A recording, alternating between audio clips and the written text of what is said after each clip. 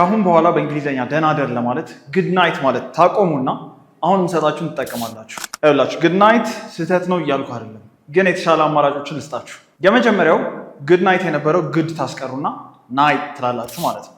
ናይት አንዳንዴ ደግሞ ናይ ይላሉ ማለት ነው። ደህና ደር እንደማለት ነው። ናይት 99። ሁለተኛው ደግሞ ሰምታችኋት የምታውቁ ፕሮባብሊ ስዊት ድሪምስ ሶስተኛው አማራጭ ደግሞ በሰላምተኛ በሰላም ረፍ ስትሉ ስሊፕ ዌል ትላላችሁ። ኦኬ ስሊፕ ዌል ቀየር ታደርጉና አንዳንዴ ደግሞ ስሊፕ ታይት ማለትም ትችላላችሁ። ስሊፕ ታይት ሌላ በቃ ጠዋት እንገናኝ ስትሉ ምን ትላላችሁ? see you in the morning